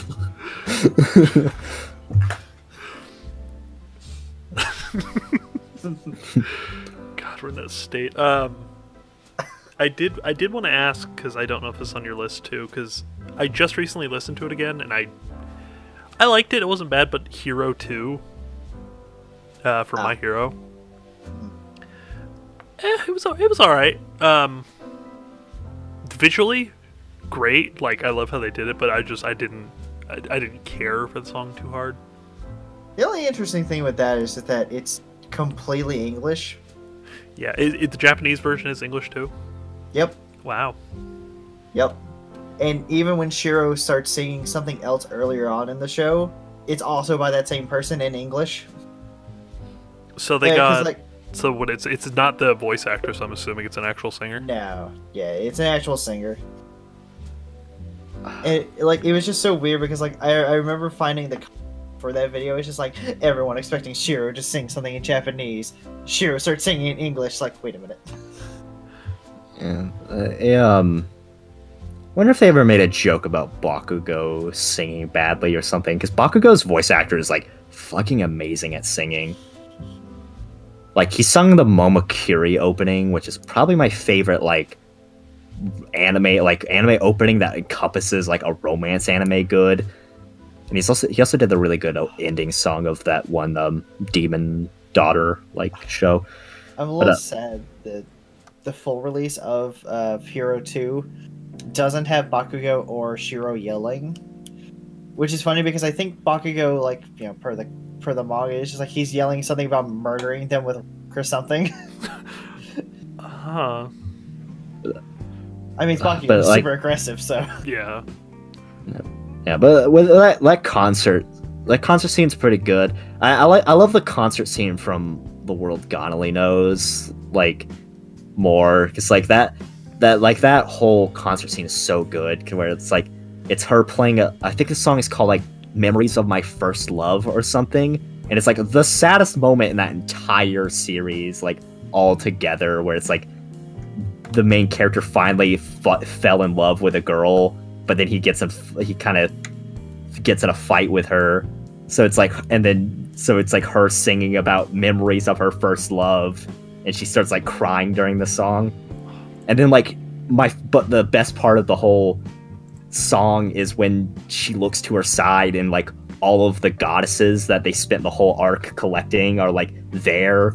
Like one of the members of the band is one of the goddesses, while the rest are like in the rafters and stuff. It's such a cool shot when she sees them. Huh.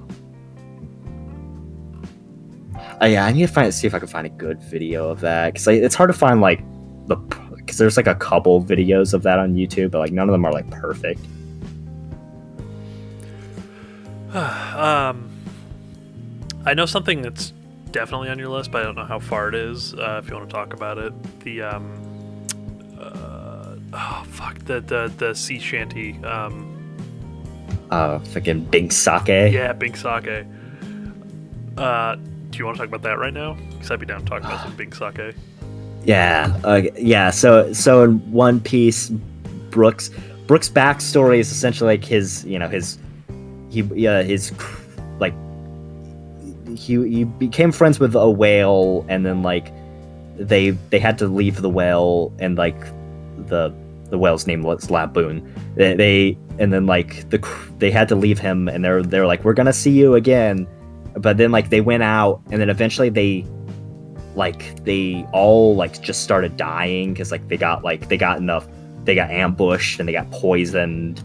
So then like they knew Brook was gonna come back with his devil fruit, so they're like, well, let's record one last song and give it to Laboon. So like as they're all dying on like the deck of their ship, they're all happily singing a sea shanty. It's such just a powerful moment, and it cuts between like two performances. It's like Brook doing it in that moment of like recording the song, and it's Brook playing the recording and playing it for the people at the party after they like beat Gecko Moria at Thriller Bark. So it's like, you know, we get to see like the guys on the ship dancing as they're dying while the people are partying at Thriller Bark.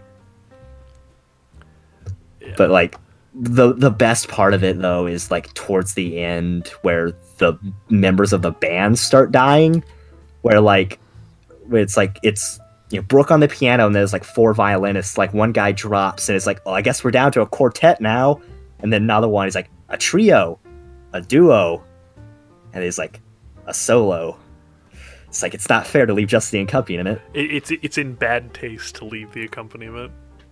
Yeah, because I also have to mention the dub version is done by Ian Sinclair. Ian Sinclair is amazing at everything. So like that, just you can easily find like there's a really good typography like version of that whole scene on YouTube of the dub version. I'd put that one in the description just because I love Ian Sinclair's like performance of that. Oh yeah, it's on my list of songs to listen to. If you want to listen to them. Yeah, I love me some Big Sake. It's such a sad backstory for that character, and it's really, yeah, it makes you feel so. And like in that song, you can also hear Laboon's like cheer for them at some point, at least in the topography one. Yeah, because in the actual scene, like it shows a flashback of them like meeting Laboon, and like, well, one of the moments where they are like playing a song for Laboon, and Laboon's like happily singing along. But I love it so much just because it's not a sad song. Like it's kind of like a jolly sea shanty, but it's them like, but it's sad in the context because they're dying while happily playing it. Yeah. It's also later on, bittersweet song once you learn the meaning about it. Also, I have to mention that later on when there's a scene later where Brook visits the grave of all of those pirates, and he's on his violin. He's playing Big Sake, but like a slower version of it. I think he also plays it like after the time skip. Everybody theorizes that the series is going to end with Brook playing Big Sake, like being the only one alive, and I was like, part of me wants that. The other part of me is like, I'm not sure if Oda. I wonder if Oda would do something that sad. Kill off not one but two of his crews. Oh, that'd be insane. I don't think he'd do that, but. Yeah, do you know if Big Sake is a real song, or is that something that was made for One Piece? Oda, I actually read up on it a little bit. It's kind of an interesting thing, because Oh yeah, I have to mention that the dub version is called Binks's Brew. Like they kind of changed it to get rid of the sake part of it, just to Americanize it a little bit. But Oda made that song. Oda made that song for the manga, and then when that part rolled around in the anime, Oda wanted to get the song like made good. So like he got a guy to make it for him. He was like, make me a sea shanty like this. Like it's like I want this to be the sea shanty. Like, and like Oda wanted it to be like a real sea shanty. Like he wanted it to be in books and stuff, like in school books. But ironically, it couldn't. Ironically, that dream couldn't come true because of its heavily mentioned of alcohol. Yeah. Like literally, alcohol's in the title. I feel like you should have thought about that one.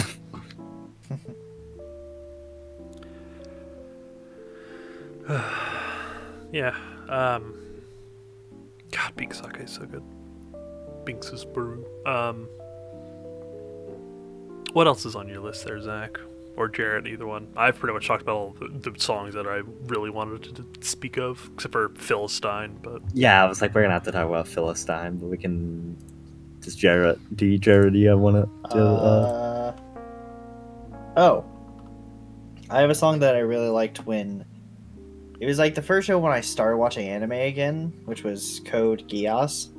And it's the first intro for it. It's called Colors by Flow, and I think Flow is a fairly popular yeah, they did they did Go from Naruto. Yeah, they did a song called Colors, and just I don't know, I think it was the right song for me to come back to anime too. Like it's really J-pop, but it's really well done. But I gotta make a special note of the music video, because the music video is just, it's weird, but not like Japanese weird. It's just like the band is like separated into these different rooms that kind of almost look like padded cells, except the floor is a treadmill. Like the entire like room floor is just a giant treadmill. Interesting. So it starts with them waking up. It's like singer, bassist, guitar, drums, and it's just like they start singing the song. And then just the room will just start to move one direction, and they will start to move to the other. It'll just cut between all of them, and they will cut to all the band being in one room, with just the whole room moving slightly. So those guys are very into their own hype, and I love it. They're very into that song. It's like, ooh. Oh, I forgot, because I meant to mention this when we were talking about, when they just get specialty bands or songs made for an anime. Origa Muscle for Dumbbell. Oh, Origa Muscle is so good. Is so good. Origa Muscle has a Triple Q made a mashup between that and Last Surprise, and it's really fucking good. Oh no, it's a mix up of Life Will Change. Oh, Life Another Will one Change, you're talking I'm about. sorry. It's on my phone. I know which one you're talking about. Yeah, it's so good. Yeah, it's really... Yeah, Origa Muscle, I was genuinely surprised when I heard it.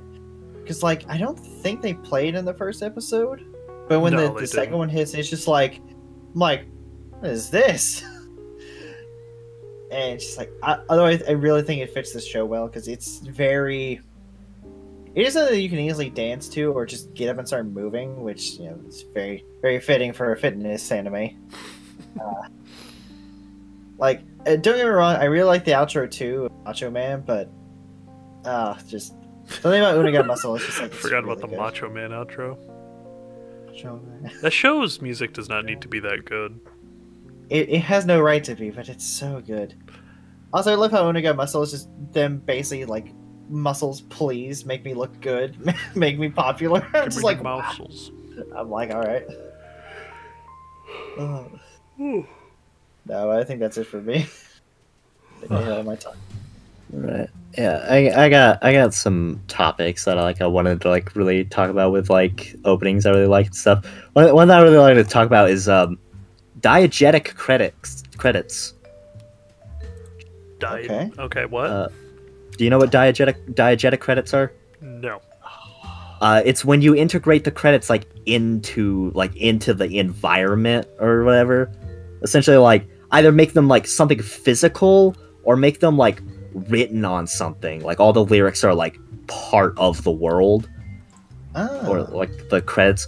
So like a couple, I believe I believe Welcome to the NHK does that really well, where like characters will like kick the credits and stuff, like interesting things like that. But oh god.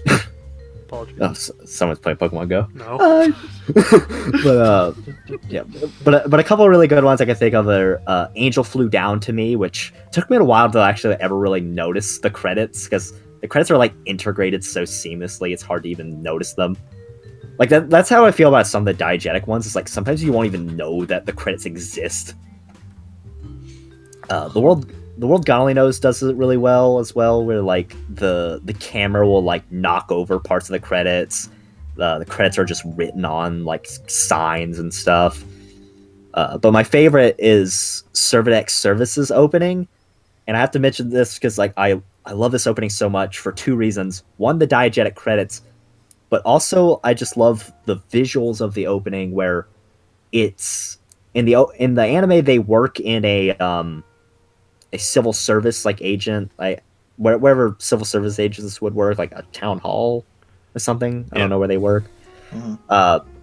The video is of a real place, like is a real location, and it's like the camera's like going through the place, but like the characters are 2D and in that location, but like they're interacting with the environment, but like they're just destroying everything like at the slightest touch. Like there's like a girl opening a door, and like the door and the wall behind it's being destroyed.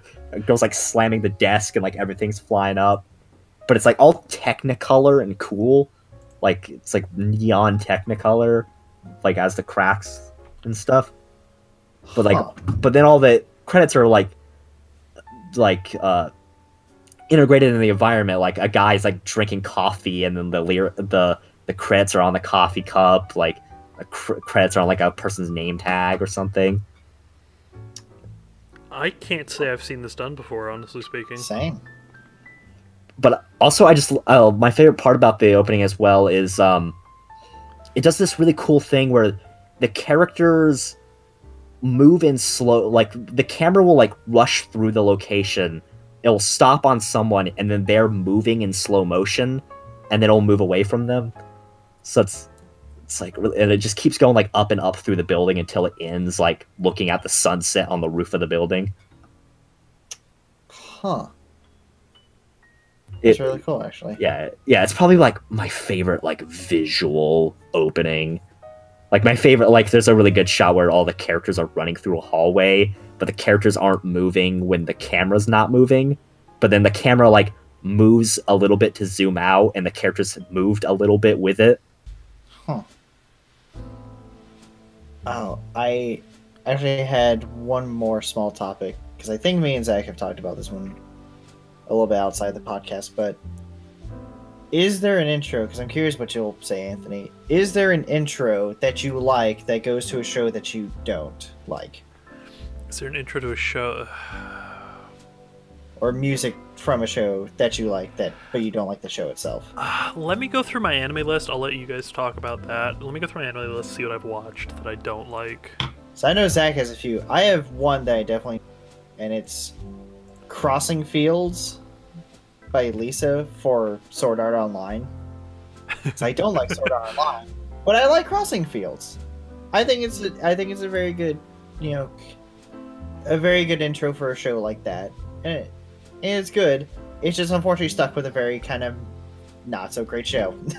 Yeah, if I can find it, I'll definitely put it in my list on the description, because I don't know the name of the song right now, and I don't really feel like looking it up on my anime list. But it's the opening from Brothers Conflict, which is such a good opening. Like the song is so crazy good, even though and I think the visuals of the opening are really good. Because I know I already talked to you about this, Jared, but I just want to say it, I guess. But the opening, I love the visuals of this opening where it's all about like kind of the red string of fate, where like the girl is like connected to all of the guys by the red string of fate, and then all the guys are represented by flowers, and then by the end of the opening she has a bouquet of all of the flowers, which is like visually really freaking like cool. and the song is just really, really, really good and like kind of cool. I don't know how to describe the style of it, and it has the. I just want to mention, like, the full version has the weirdest sound effect I can think of, and I don't know how to describe it other than like a like an RPG like shield glint sound. That's literally the only way I can describe this sound effect. In my head, I can imagine it, but just like I'm trying to. Yeah, it's just like randomly in the middle of the song, and like I just every time I'm like. Turns out you make that sound by rubbing a toaster on a cat. Wow. Let's see. One of my other topics is I just thought it would be interesting to talk about, mention is meta ways that like anime and manga use their music. Like a common one, like I can't think of any like exactly, but I know I've seen this a lot, and it's when like a character either hums or their ringtone is like in the opening. Oh yeah. Yeah, that's not done enough in my opinion, because that's always amazing. Yeah, but and then but like there's a couple things I want to. Go ahead, Jared. I was gonna say, I have one perfect thing for that, except it's from Kim Possible, because her phone makes the sound that the intro does. It's the dun dun dun dun. What's a sitch? Exactly. The only thing I can think of that's used that before. Yeah, but there's a couple like things I want to mention that do it pretty well. Is Kotorada-san does like it really funny where they have like a scene where she's doing a karaoke of the opening, but she's singing it like really badly. I just love that scene. And then My Hero does a funny thing where I was like, this could have been a coincidence, but I feel like the author did this on purpose. And it's the first ending of My Hero is done by a band called Brian the Sun. And in the manga, when we first meet Jiro's parents, Jiro's dad says that All Might is cool like Brian the Sun. Oh yeah. No, that was intentional. I'm pretty sure. Yeah, I mean, like obviously, like that part of the manga came out like long after that season came out. So it's like I feel like it could have easily been on purpose. But then what was it? It's an anime called like Heaven's Lost Property, which has an amazing opening called Ring My Bell, which is addicting that I have to put on like a playlist. But I love it because I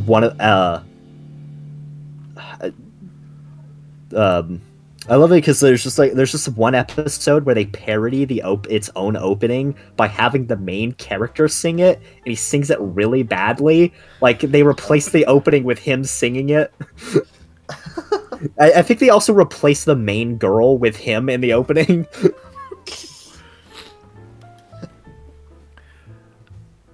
Like, go ahead. Sorry, but. Yeah, and then like last, I want to mention that my favorite meta thing of an opening is from the anime Good Luck Girl or Bimbo Gamiga. So, because in the manga for Bimbo Gamiga, occasionally the author will put this like detail where he'll write down like what the background music of a scene would be. Like, there's a scene where they summon this weird motorcycle guy. And so, like, he just wrote down, like, BGM Born to Be Wild. Oh, I've thought of something. And Zach actually reminded me of it, but go ahead.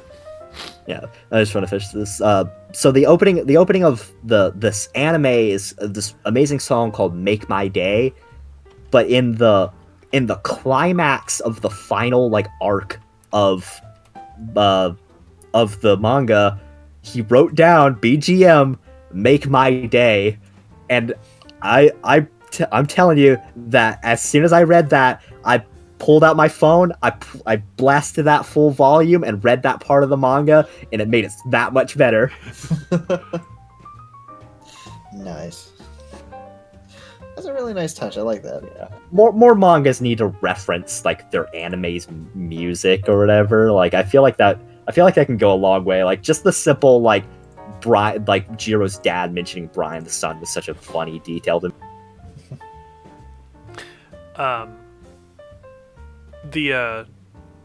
Zach reminded me of this earlier today, but Valkyrie Drive Mermaid. Yeah, when Jarrett said that, I was so surprised you didn't instantly think of Overdrive. That's actually what my mind instantly went to, was Overdrive. Really fucking good music and intro. Really trashy anime. I also love the ED's really silly. Like I love the cute. It's so cute. Which Triple Q has a really funny thing. I don't think it's on his YouTube channel, but on his SoundCloud he has the ending song of Valkyrie Drive Mermaid mixed with it's a song called Paper Planes or whatever. Like the song that has like the weird like gunshots and cash register noises. Gunshot, cash register noise. Yeah. It's that mixed with the ending of Valkyrie Drive Mermaid. That's awesome. Yeah, that, and then I remember Pandora Hearts, which is a very obscure anime that nobody has watched, and it has not been dubbed, and I don't think ever will be. It's a good intro, but not for the show. Because the show's very centered around Alice in Wonderland theme stuff, and it does not fit that tone whatsoever. Alright. So it's not that I don't like the show, it's I don't like this intro on the show specifically. Also recommended if anybody is interested in it. I could not tell you what the hell the plot is about, but it's very Alice in Wonderland themed. I had a couple years of my life where I was very obsessed with Alice in Wonderland's like story, so that was a very nice little breath of fresh air to see. There's so many like mangas that are about that specifically. I remember reading one in middle school. It might have been Pandora Hearts. I don't know. There's so many. I have no clue. Alice in Wonderland is the original isekai. No. All right. I want to talk about Philistine, and then is there anything else we want to talk about? I mean, I had one more. And I thought this like I feel like you or Jared probably could have something with this, and it's just like kind of like openings and stuff that are like a bit like kind of the like emotional, like kind of like have like emotion behind them, like either like you think like just like it doesn't have to be like the song is emotional, but like it can just make you feel an emotion. So, are you asking if we have any like that? Well, I mean, like obviously, I just talk about my own, and like I'm wondering if you guys have them. Like, because a couple for me is like, the second ending of Silver Spoons by the song by Goose House, like legit, like that song made me like this. Pretty much like the first couple times I listened to that song, it just made me cry. I don't know why. It's just like that song made me really emotional for some reason. I just really like Goose House. Like Goose House singing is so good because their song is like they have like 6 singers and like half of them are male and half of them are female, and they just kind of like switch between each other. It's a really unique style. But then another one is just like I loved one of the Bakuman openings is like it's centered around the characters growing up from like children up to like college age, and like I purposely did this on my final day of high school. Like from my last walk home from getting off the bus, I listened to that song just kind of as like emotional sentimental thing. Nice. Honestly speaking, I have one like that, and it's the most recent one that I can think of as Ergo Proxy's opening. And that's just because the place that I was at mentally while I was watching that show was not entirely healthy. Like I was in a very dark place just mentally. I was not doing too well.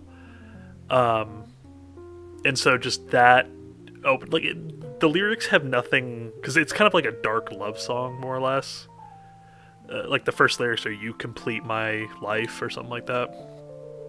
But it's just like whenever I hear that like opening guitar riff is a very somber thing where I just remember that I'm feeling a lot better now than I used to be, so it's probably the closest I could get to that. For me, because I know I've talked to both of you guys about it, I can't listen to, I had to find the second song. I cannot listen to Cold or Forever Fall from Ruby without getting very, very emotional.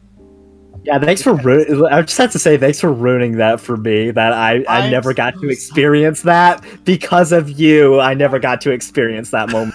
I'm so sorry. Wait, what happened with this? Jarrett, like I watched Ruby with Jarrett. He skipped that. I couldn't. No, so I had to explain. So Cold, aside from the fact that Cold came out as, you know, it's one of the songs that, you know, they made because of what happened to Monty. Cold also came out at a not great time for me either. So, yeah, honestly, it dredged up a lot. I'm just like, it's just like it just brought me back to like a kind of a rougher point in my life, and just I can't. Then Forever Fall is different though, because Forever Fall is a lot of, because that one is for Jean to Pyrrha or Pyrrha to Jean, because it's just like the love that never happens, or it's like oh, I fell for you, but then you went away. Yeah. I feel that, but Cold, I just can't listen to it. It hits me on too many emotional notes for me to not listen without getting emotional. And it's just, it's good, but it's so sad. I will say, since the creation of this podcast, we've all been through some stuff. I won't get into anything, but like, you know, just for people listening, if you listen to this, just, you know, find somebody that you can talk to if you need to. You know, music is always a great alternative to, you know, vent some feelings, and just, you know, take it slow, take it day by day. It will get better, I promise. It always gets better. Shit sucks sometimes, but, you know, you gotta get through it. So yeah, I just wanted to talk about, like, I don't want to dwell on that too much, so I just want to transition a little bit. yeah, no.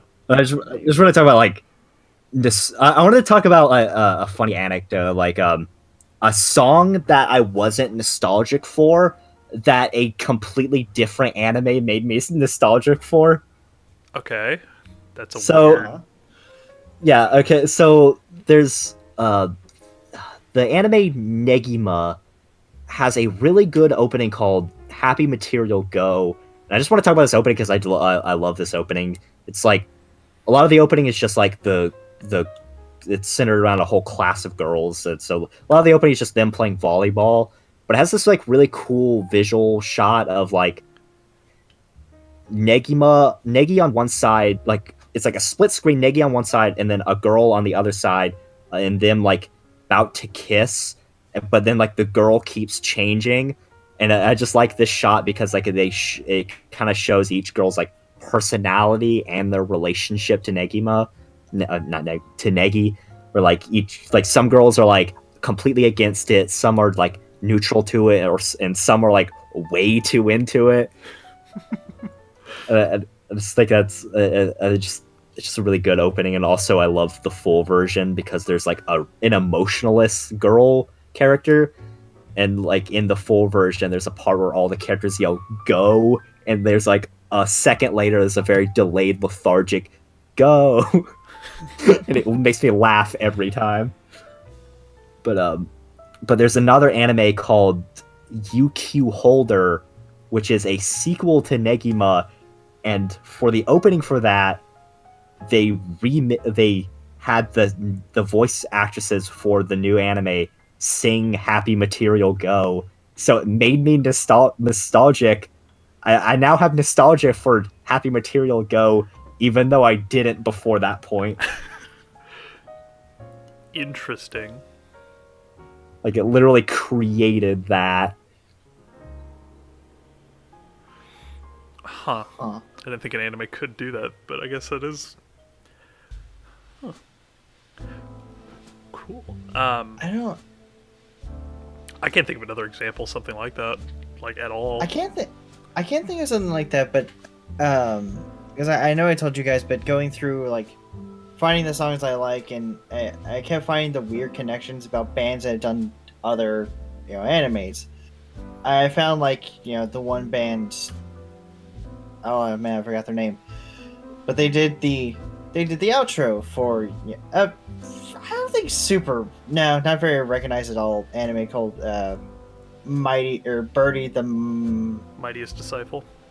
No, Birdie Mighty Decoded. I'm sorry. No, that's what I was thinking in my head. I'm like, I know. Crossover episode. I'm like, I know that's not right. It's Birdie the Mighty Decoded. The band who does the ending for that one, which I really like, it's like We're All Together or something like that. We're all friends love each other. They also did the outro for. I think they did the second outro for Gurren Lagann. And I'm just like, and I listened to both of them, and they're very similar because I guess that band just has that style. But it's just weird the connection. It's like this band did a not really well known anime, and then they did like one of the a fairly well known anime. I'm just like, it's like, man, y'all guys are kind of all over the place. All right, let's talk about Philistine and then wrap it up because we are past the 2-hour mark at this point. Yeah, I'm curious what this is because you guys have been talking about this. I have no clue what it is. Do you not know what Philistine is? It's the whole thing where my tattoo's based off of. Nope. I don't think you've ever told me about your tattoo, aside from the... I remember when we played D&D, you had mentioned something about that character. So, but... I mean, yeah, I've implemented this character into a D&D game of ours once, but she was kind of a Flandersation of that a bit. Flanders. She was the maid in the town that you guys burned down. And then dropped the Trask on. Anyways. Yeah. So, Philistine is a song in No More Heroes 2 with the 4th ranked assassin, Margaret Moonlight, voiced by Tara Strong. But the song is not sung by her. Yeah, I can't actually find the name of the singer, but it was a song originally made for No More Heroes. And the song is very strangely, targeted at Travis. Because Travis's whole motivation for the second game is just straight up revenge. And the song talks about how, revenge isn't going to do anything for you. You think you're a big hot shot because you're, doing that. You're not. It's like, oh, you think you're a tiger and all this other stuff. And yeah, cause I love it because the whole theme of the No More Hero games is that there are you're not a hero, even though your mission does not make you a hero, and that's the song points it out. It's very targeted towards the main character. I remember some of the lines pretty well. It's just does payback make you a noble man? Is that a fact? Well, you're just a goddamn Philistine. And then my favorite is thigh-high socks are my absolute territory. Go on and drool. The otaku cannot resist. And then it's do you think the fire in your eyes makes you a tiger in disguise? Because Travis is usually personified by a tiger. And then she just says, dream on, you goddamn pussy. Yeah. And it's funny because there's two versions of the song. There's the Japanese and the English. And they're both sung in English. It's just the Japanese version is more of a pop kind of song. And then the American version is slightly more rock, but they're the exact same song beat for beat. Interesting. Yeah. Also the battle starts out with her whistling the theme song, and it's so good. I also love after Travis kills her, he whistles the song as well. Yeah. Oh yeah, if you idle, you can catch him whistling the song. Because her whole thing's did you memorize the song? And then he responds with, damn right. He's every word of it, and then she just goes sublime and then falls over dead. Oh, it's such a good boss fight. But it's go ahead. I was just gonna say just to say I love go. Got It finally. It took this many episodes, but we finally got it. momentous occasion. All right, let's slap in the extra piece of Exodia then. No. Yeah, I like the line like Margaret is Greek, you geek. It means a pearl. I'm a pure girl. Boys cannot crack this oyster shell. Yeah, those are real lyrics. Just her like hyping herself. Oh, I love the line. Another hero. Oh please. Oh yeah, it's so good. And it's really strange because she has the worst level in the entire game leading up to her boss fight. And the fight itself is really interesting, but you don't know about this character before the fight. And so it's like you're not really tied to any sentimental stuff. The song has no reason to be this good. But like you fight somebody later in the game called Alice Twilight, who it's like almost implied that they were together. And so if those positions were switched in a way where you fought Alice first and she might have mentioned Margaret or alluded to her in some way, it might have been different, but it just kind of comes out of nowhere. It's very, very peculiar. Just like, yeah, it's kind of like Suda's like weird specialties, like making things seem like they're important, but like they're like they would feel like they would be important in like a different time, but you're not in the right time. I hope in the third game we get some information on any of that like group of people. Alice Twilight, Margaret Moonlight, anybody. Fucking ghost space cosmonaut. Oh god, he was great. Vladimir. Yeah, he has like I love his theme as well. He's got like that cool like techno thing. Man, I'll probably bring this up in another episode at some point, but just Devil Trigger is fucking amazing. We don't have time to get into all the fucking songs from Devil May Cry games, but yeah. Any last closing thoughts before we wrap all this stuff up? Should we tell you about what our playlists are gonna be on? Sure. I made mine on YouTube. I didn't know if you guys were making yours somewhere else. Okay. Yeah, I just wanted to make sure that we were doing YouTube. I figured YouTube would be the easiest. Yeah. Yeah, keep an eye on it, especially if you're listening to this way later, because we will have more songs than are what we just talked about. Because I'll definitely be adding to it, especially if like I find more or I remember more. Yeah. Yeah, so it will be an ongoing list of interesting stuff. So yeah. Anything else for you, Zach? Yeah. Oh, one thing, just a little podcast thing. We have a Discord now. Well, I have a Discord, but feel free to join it. Link in the description, and it should be in the past like 3 episodes as well. But you know, with recording dates and when this was all made, that was a bit different. And yeah. Snake, you created a time paradox. No. Not again. Yeah, so next week, big episode.